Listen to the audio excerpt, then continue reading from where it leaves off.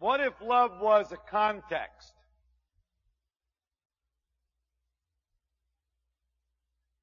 A space, a clearing in which life shows up.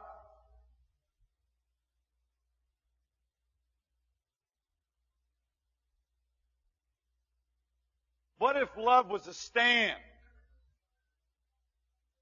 A declaration? What if you were your word and you said, I love you to somebody? But suppose you didn't feel like it. Suppose you said, I love you to somebody, but you didn't feel it.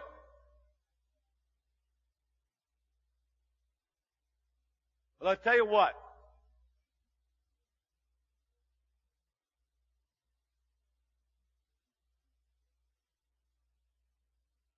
You see, for most people, they've identified themselves as their feelings.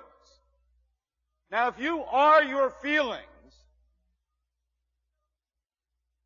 then we can produce a you with a few chemicals.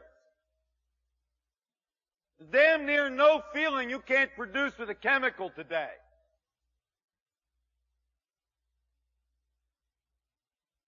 So if you are your feelings, first off, you don't have feelings, feelings have you. See, feel happy right now. Or feel something other than what you're feeling right now. See, if you're having feelings, then you ought to be able to have whatever feeling you want to have.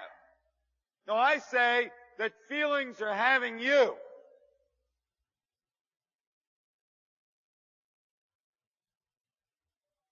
You are this thing which shows up in your feelings and thoughts. You don't think, thoughts you. That thing you call myself shows up in your thinking and in your feeling. And it's something over which you have absolutely no control.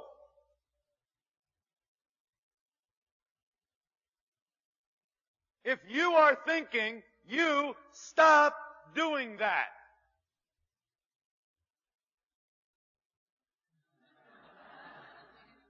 No, you are not thinking. Because if you were thinking, you could stop. See, I'm speaking. And I can stop. Let's see you stop thinking. No, it is thinking. And you show up in its thoughts.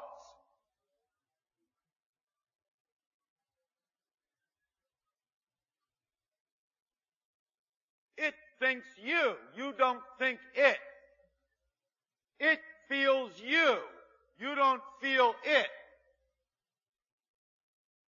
You don't feel. You show up in your feelings. And our relationships are a product of that kind of mechanism for the most part, because you and I are committed that we are our feelings and we are our thoughts. And particularly in the area of relationships, if you say something you don't feel, you know it's not true.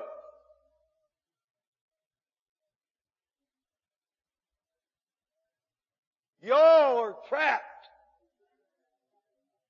I think we ought to go home. This is a bad deal. It's hopeless. You have no power to create. Really? Particularly in a relationship, you cannot bring forth that which you don't feel and think and believe.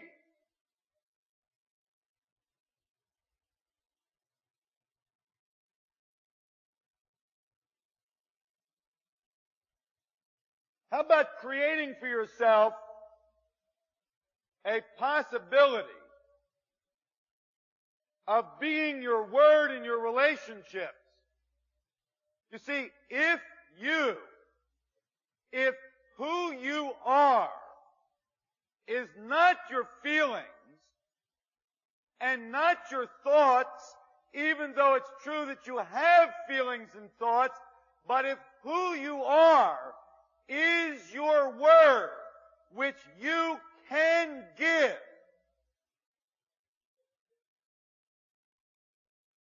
and which you can withhold giving, while you cannot withhold thinking, while you cannot withhold feeling. Things trigger feelings. Things trigger thoughts. But if who you are is your word, if who you are in a relationship is your word, then you can create love in a relationship by the declaration, I love you. Where I love you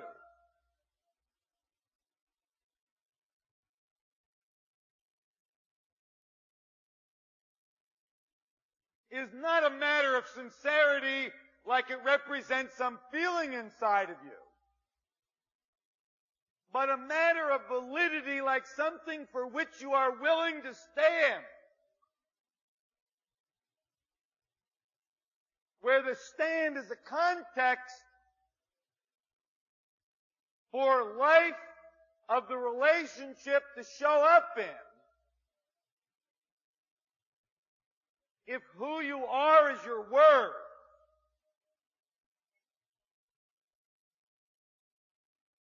and you can give and not give your word, then you can create love in your relationships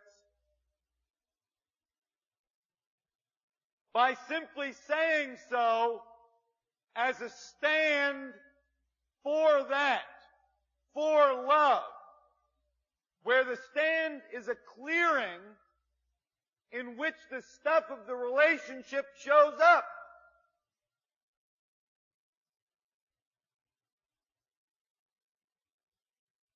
I want to tell you a story.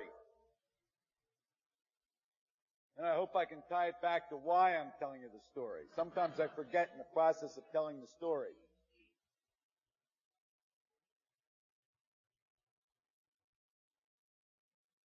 There was once a caliph who was possessed by a strange desire. That's strange, at least for a caliph. This caliph was possessed by a desire for scientific knowledge. And so he called in to his desert oasis the wisest man of that country.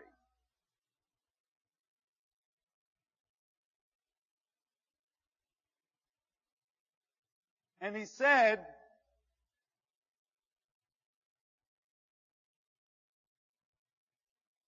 I want to know on what the earth stands. And the caliph said, Commander of the faithful, this is a very difficult question.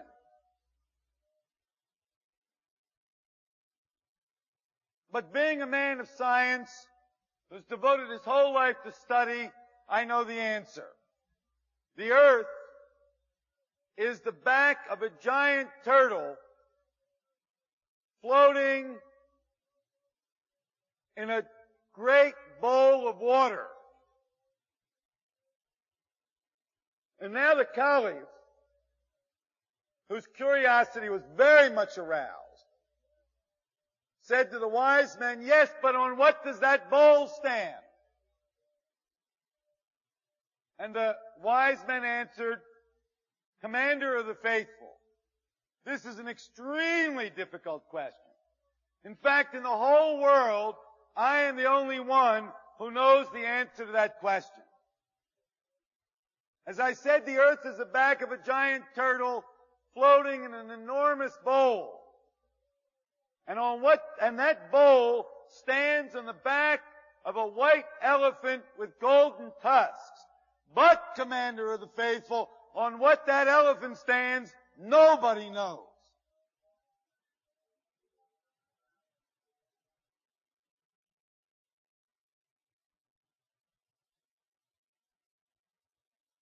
Just a moment ago, I was provoking you.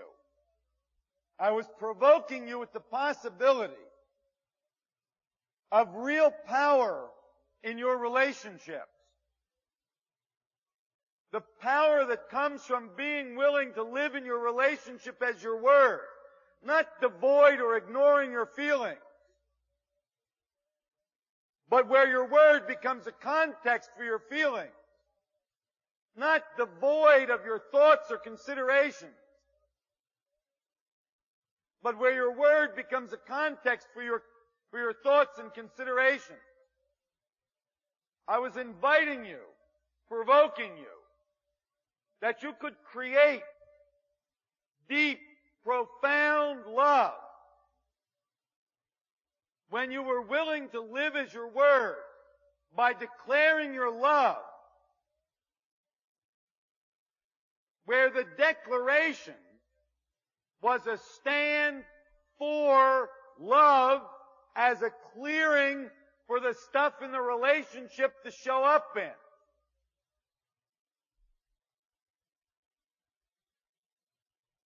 The thing of why I told you the story was that I want to bring the two together, and where I want to bring them together is in that existential act of being willing to be your word.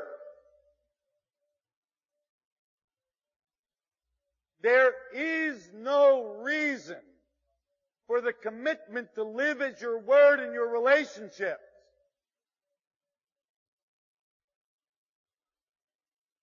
There's no explanation for it. There's no prize for doing so. It's an act of existential courage.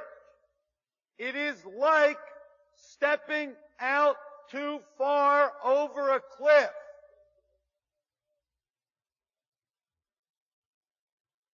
What takes you out there is the stepping out. No matter what you are thinking, the universe does not move for your thoughts. As you step out over the precipice, the universe does not move for your thoughts. It does not move for your feelings. The universe cares nothing about your fear. It only cares about stepping out.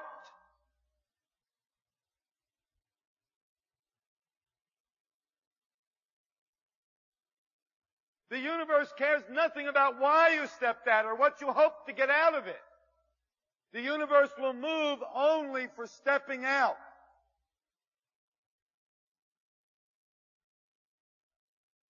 This ability to create in your relationship, to live as your word, to create clearings in which your relationship can show up, is an existential act of courage. It is simply in the doing so that it happens.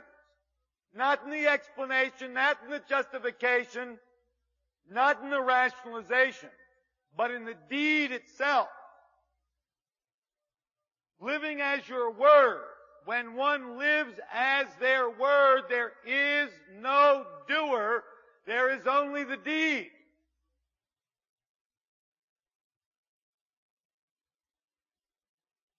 It's a brutally difficult phenomenon with which to come to grips. You see, we live in this myth of the doer.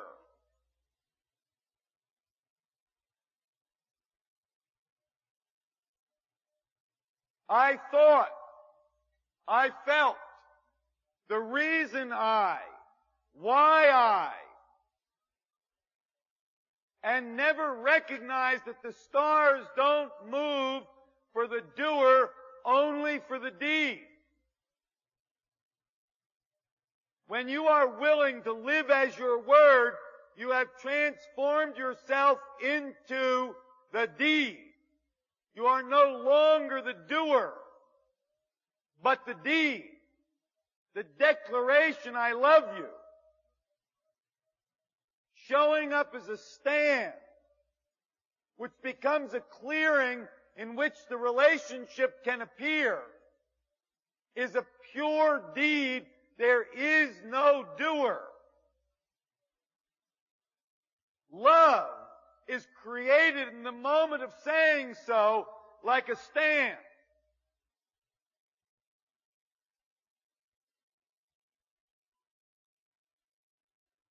And for that act, there is no help. You see, on what the elephant stands, nobody knows. It's up to you like a deed. Are you willing to take the stand that you are the stand you take?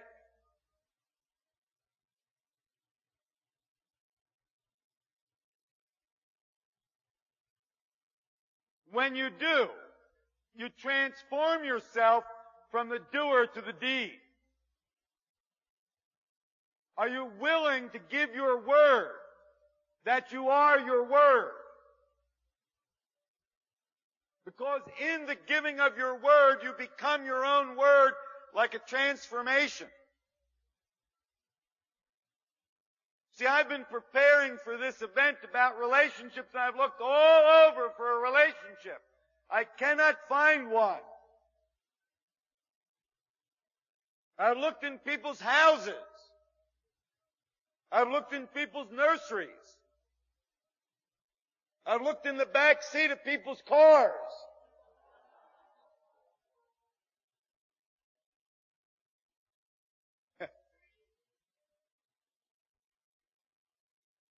And I've never found a relationship. I cannot find a relationship, and yet when I go to the library, there are books and books and books and books on relationship.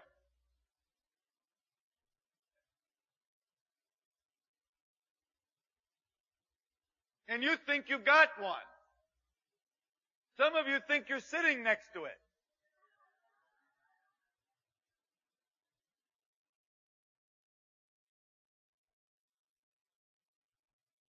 But there isn't any such thing as a relationship. A relationship is a space of possibility, an opening.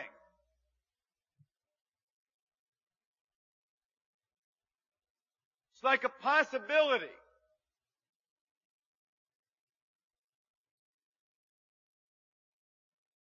And what shows up in that possibility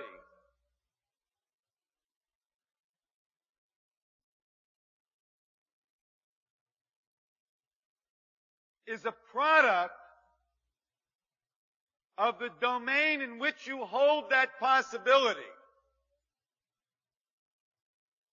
So again, I want you to see I'm going someplace. I want you to see first, though, that there is no such thing as a relationship. You can't show me a relationship.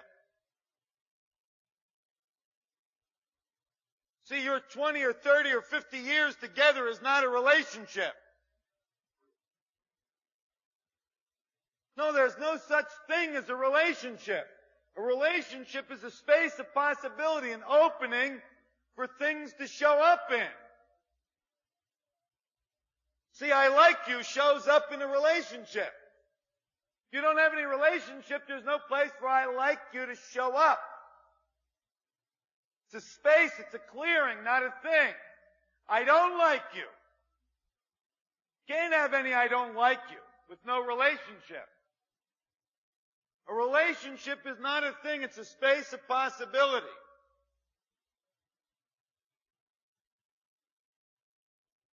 The quality of what shows up in that space of possibility is dependent on the domain in which that space of possibility rests. Now, I know it's a long sentence, so I'll say it again. First off, there's no such thing as a relationship. You go looking all around, you'll never find a relationship. You may find people together, but you won't necessarily find a relationship. When people are together. No, there's no such thing as a relationship. It's a space of possibility. It's like an opening or a clearing, and things show up in that space of possibility. Things show up in that clearing. Things show up in that opening.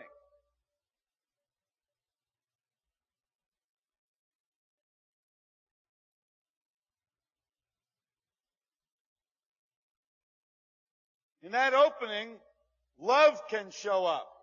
I like can show up. I don't like you can show up. Many things can show up. Satisfaction can show up. Dissatisfaction can show up. Many things can show up.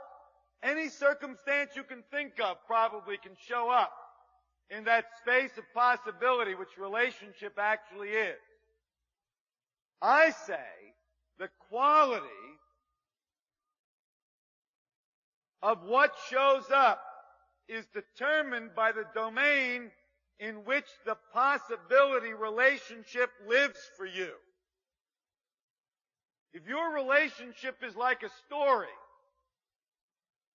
like this happened and then that happened, and then I thought this and then she did that, and then I felt this and so on and so forth, if that's the domain in which the possibility of relationship lives for you, then you will have that quality of relationship which is commensurate with that domain, the narrative, story, soap opera domain. And the soap opera may be very beautiful.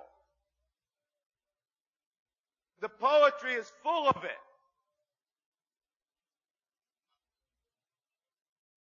I told you I had distilled the wisdom of the ages. I wasn't going to read it to you, but there's one I do want to read to you. Bear with me.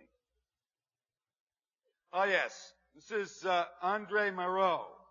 We owe to the Middle Ages the two worst inventions of humanity, romantic love and gunpowder.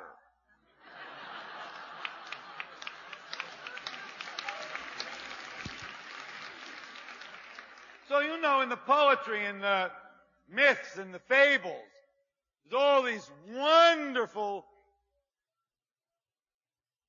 relationships which live like a story and which enthrall small children before they go to bed.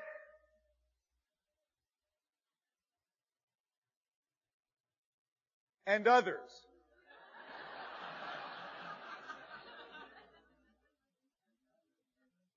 So I'm not saying that your relationship will be good or bad.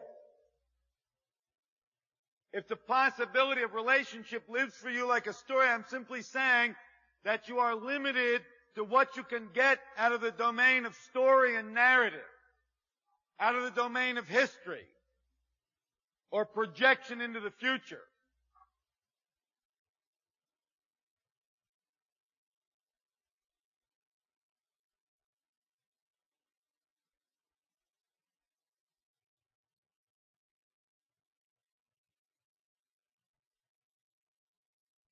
I was thinking about doing a process with you tonight.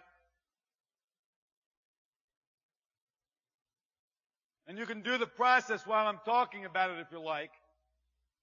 To give you a chance to discover the distinction between anybody with whom you are related, and it really can be anybody. To discover the distinction with that person to whom you are related between really your experience of them and the way they show up for you like a bunch of considerations.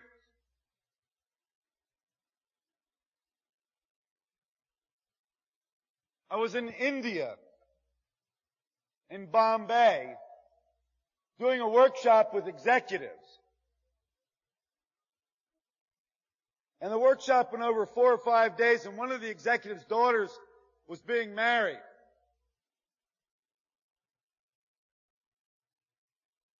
And he came in one day after we'd been talking about some of this kind of stuff. Obviously, it was different. You don't talk about relationships in business. To executives, at least.